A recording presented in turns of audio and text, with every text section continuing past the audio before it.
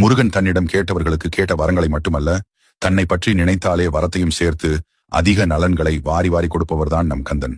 அவர் 12 கைகள் கொடுப்பவர். ஆனால் அதை வாங்க நமக்கு தான் 2 கைகள் போதாது.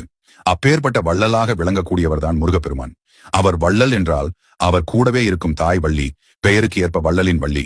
முருகன் 1 கொடுத்தால் வள்ளி 2ஆக கொடுப்பார். இப்படி கணவன் மனைவி போட்டி போட்டுக்கொண்டு நமக்கு கொடுக்க தயாராக இருக்கிறார்கள்.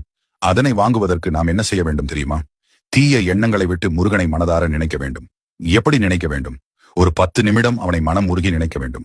அவனிடம் எனக்கு இதை கொடு, அதனை கொடு என்று கேட்காமல் முருகப்பெருமானை மட்டும் உள்ளம் உருகி நினைக்க வேண்டும்.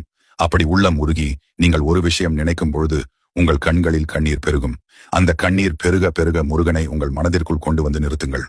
அப்பொழுது முருகா, நீ எனக்கு என்ன கொடுத்தாலும் சரி, உன் அடியாராக என்னை எப்போதும் ஏற்றுக்கொள் அப்படின்னு அவரிடம் ஒரு விண்ணப்பம் வைத்து விடுங்கள். நீங்கள் கேட்டதை உங்களுக்கு நிச்சயம் கொடுப்பான் என்று சொல்லி இந்த பதிவு பிடித்திருந்தால்